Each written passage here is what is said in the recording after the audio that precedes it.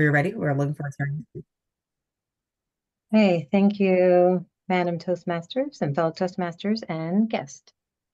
Um, why can't I sign up for this class? 2 years ago, I signed up for this class on IFS, Internal Family Systems. This time I went back to sign up and there was no availability for any training anywhere around the country. Every single class had a waiting list. And I looked a little further, and it seems to be that IFS has gone viral. Like it is the modality that is really, really popular. So I thought it'd be interesting and hopefully not pedantic to talk about why it's so popular. And so just a little background history on that is in the 80s, not so long ago, a family therapist named Richard Schwartz was doing therapy, and he kept noticing that he had his clients, they said that they would do something, they came back and they hadn't done what they said that they would do.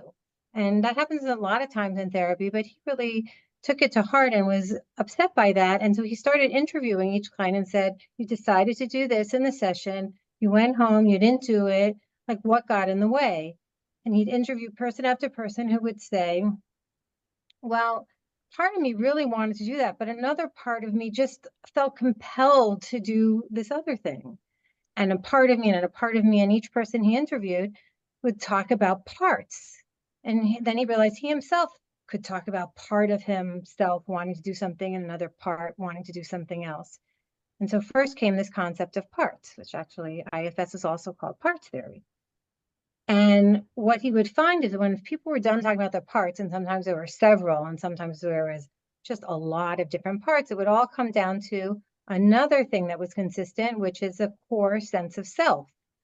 That when all the parts had been talked about, people could identify that there was just who they were, their highest self when they were calm and they were courageous and had clarity and highest self, core self. And there's the second part of the concept. We found that this was really very consistent. I don't know my time's up. You're good. Okay. So anyhow, so then these two parts. So how does these parts come? How did they come to be? Well, first of all, the self could never be damaged, never be changed. It's kind of like no matter what happens in our lives, the self remains this wise inner source of wisdom and clarity.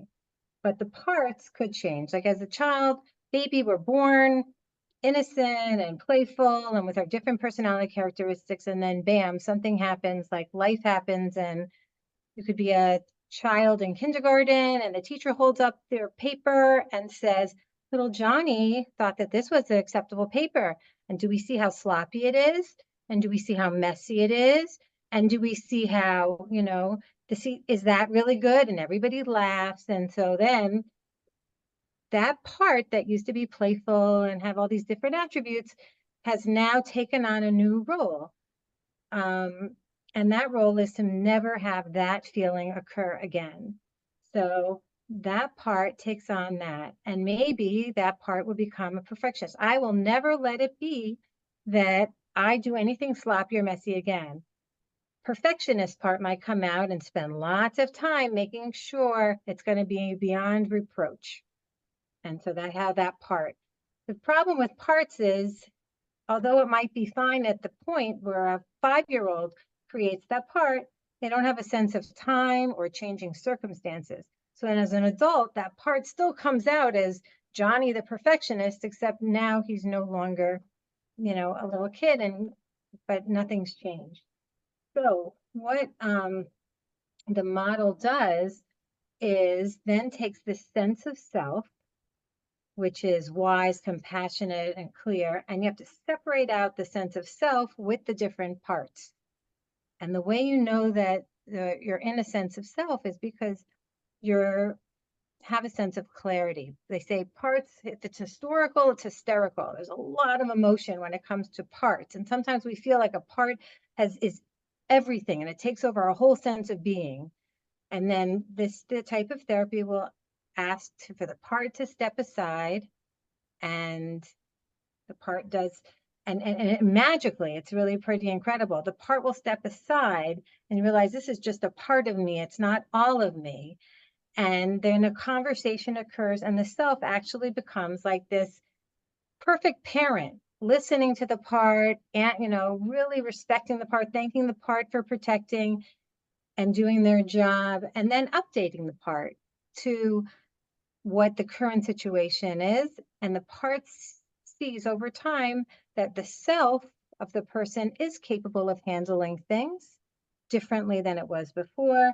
And then an unburdening is how Richard Schwartz refers to it happens. The part doesn't need to take on that role anymore because the self can handle it. And the more the part becomes comfortable and sees that the self can handle it, the part becomes unburdened and relaxed and can go back to being playful. Okay.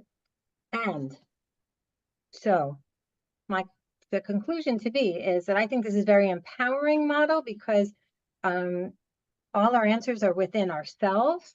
It's logical, intuitive. Once you have a therapist who works you through how to access the different parts in the self, and I think it'll be well worth the time for waiting on the wait list. Thank you.